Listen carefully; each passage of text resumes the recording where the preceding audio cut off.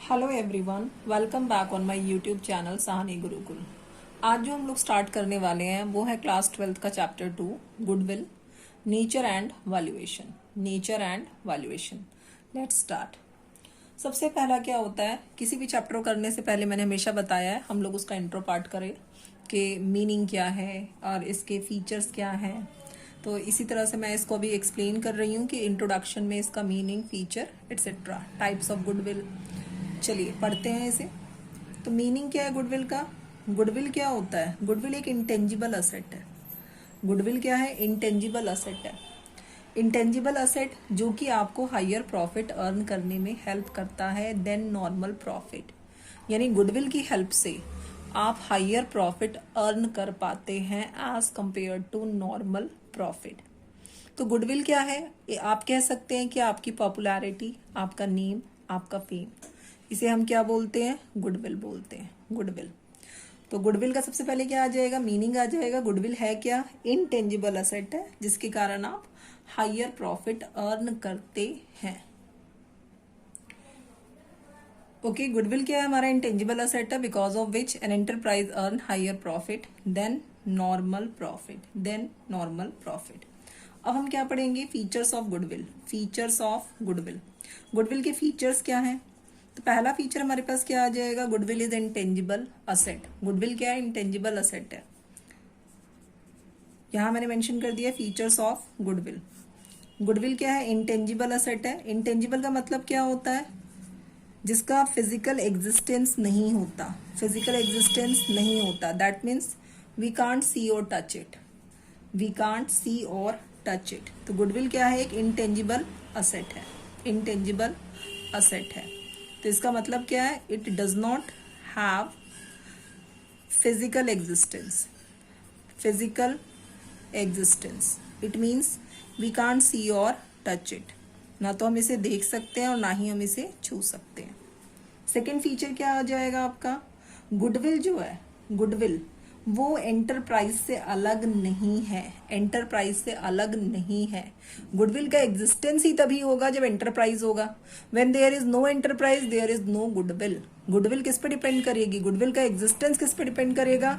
Enterprise पे depend करेगा, business पे डिपेंड करेगा।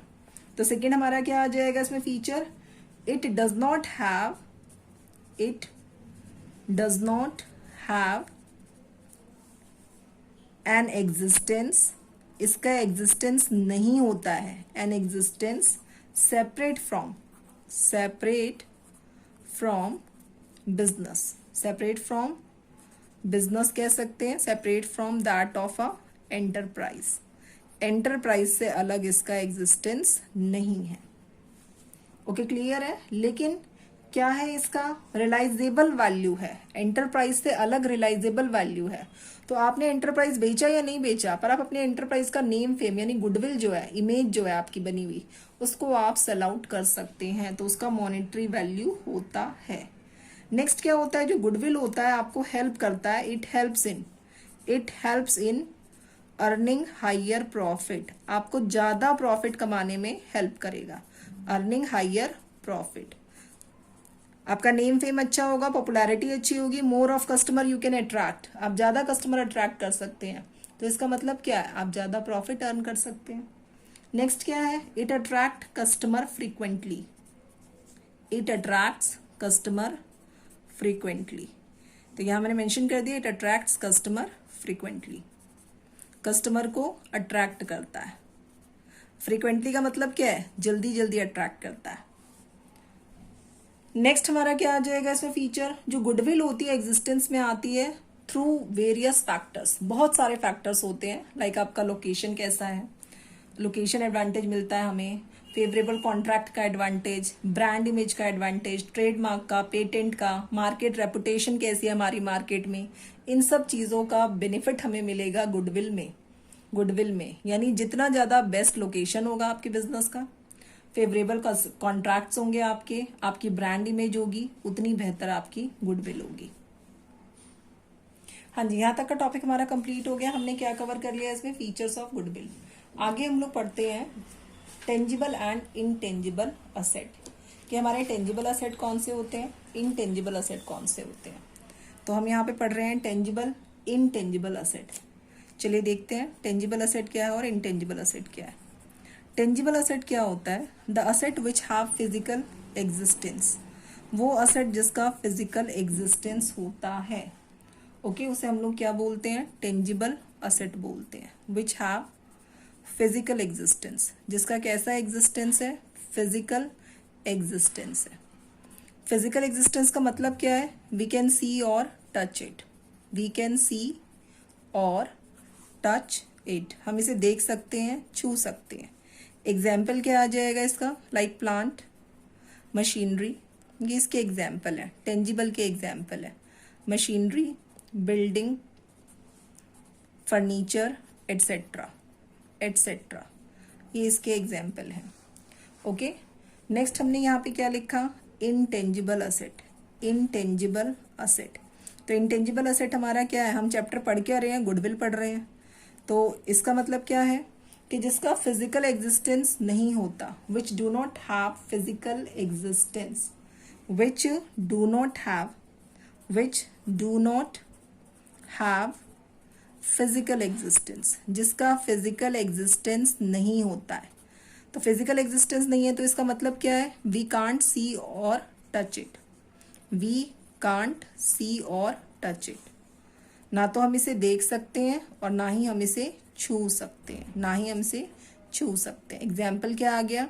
गुडविल, पेटेंट, कॉपीराइट, सॉफ्टवेयर, ये सब क्या है? इसके एग्जाम्पल है। लेकिन हम पढ़ क्या रहे हैं? चैप्टर गुडविल पढ़ रहे हैं, तो मैंने सिर्फ गुडविल लिख के यहाँ पे एटसेट्रा लिख दिया है। आगे देखते हैं हम nature of goodwill. Nature of goodwill क्या है? अकाउंटिंग स्टैंडर्ड 26 कहता है इनटेंजिबल असेट, इनटेंजिबल असेट को तब तक आप रिकॉग्नाइज्ड नहीं करेंगे बुक्स में जब तक कि उसके लिए कोई अमाउंट पे ना किया गया हो।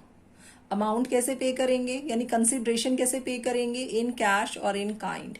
तो जब तक आपने गुडविल के लिए कंसिडरेशन पे नहीं किया तब तक आप उसको रिकॉग्नाइज्ड नहीं करेंगे। It means self generated goodwill, self generated goodwill is not exist in the books. जो सेल्फ जनरेटेड गुडविल होगी उसको हम बुक्स में एग्जिस्ट करेंगे ही नहीं। बुक्स में कब दिखाया जाएगा गुडविल को? When something is paid for it, जब आपने उसके लिए कुछ पे किया है, कंसीडरेशन दिया है। इसी का ये क्या है? गुडविल का नेचर है। अगला टॉपिक क्या है हमारा? Need for valuing goodwill. Need for valuing goodwill, कि हमें गुडविल की वैल्यूएशन की जरूरत कब पड़ती है, हम क्यों इसकी वैल्यूएशन करते हैं, क्या जरूरत है गुडविल वैल्यूएशन की? तो गुडविल वैल्यूएशन की जरूरत क्या है?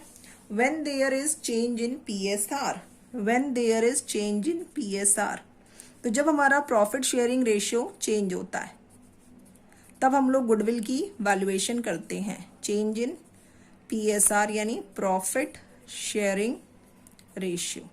तो जब भी प्रॉफिट शेयरिंग रेशियो चेंज हो जाएगा हमें गुडविल की रिक्वायरमेंट होगी, गुडविल की रिक्वायरमेंट होगी। When a new partner admitted, when a new partner admitted, जब हमारा कोई नया पार्टनर एडमिट होगा फर्म में, न्यू पार्टनर इज एडमिटेड, जब भी कोई नया पार्टनर एडमिट होगा तो हम क्या करेंगे? गुडविल की कैलकुलेशन करेंगे, गुडविल की कैलकुलेशन करेंगे। जब कोई पार्टनर फर्म से रिटायर हो जाए या उसकी डेथ हो जाए, व्हेन अ पार्टनर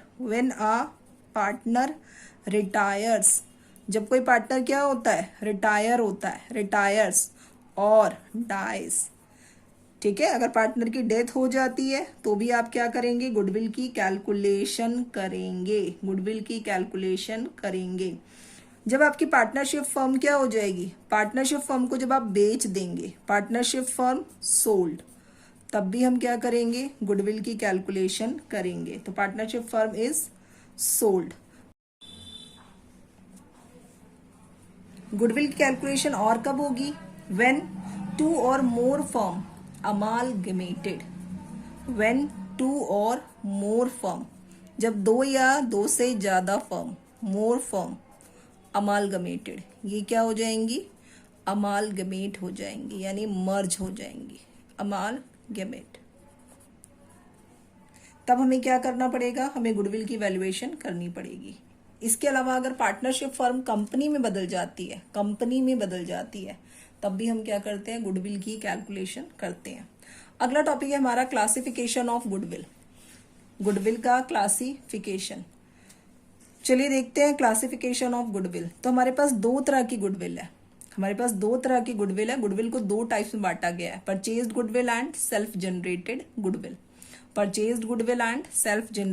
गुडविल। तो मैं यहीं पे मेंशन कर देती हूँ इसे, classification of goodwill.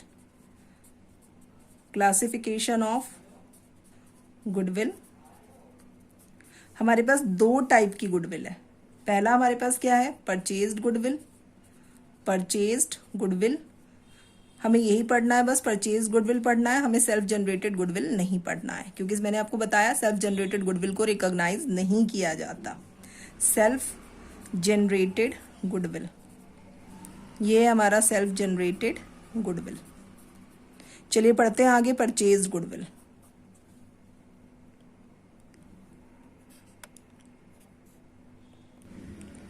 Purchased goodwill हमने अभी भी पढ़ा है कि हमारी जो गुडविल होती है अकाउंटिंग स्टैंडर्ड 26 के अकॉर्डिंग उसको तभी रिकॉग्नाइज्ड किया जाता है जब आपने उसके लिए कंसीडरेशन पे किया हो।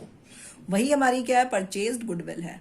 तो परचेज्ड गुडविल का मतलब क्या है, purchased goodwill is a goodwill for which firm has paid consideration in cash और इन काइंड। कैश में दिया हो या कैश के अलावा असेट के फॉर्म में दिया हो तो उसे हम क्या बोलेंगे, इन काइंड बोलेंगे, इन काइंड, कैश और काइंड। तो ये हमारा क्या है, परचेज्ड गुडविल है, यही हमें पढ़ना है। परचेज गुडविल हम लोग मेंशन कर चुके हैं। परचेज गुडविल क्या होती है, जिसके लिए फर्म ने क्या किया है, कुछ कंसीडरेशन पे किया है कैश और काइंड में। तो इसके फीचर्स क्या क्या हो जाएंगे। परचेज गुडविल कब अराइज होगी, नॉर्मली जब आप बिजनेस परचेज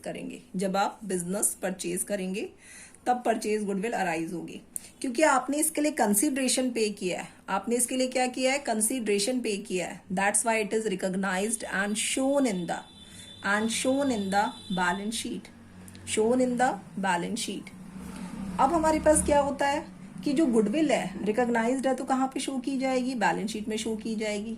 जो वैल्यू ऑफ गुडविल होती है वो किस चीज पे डिपेंड करती है, depends upon purchaser expectation of future profit.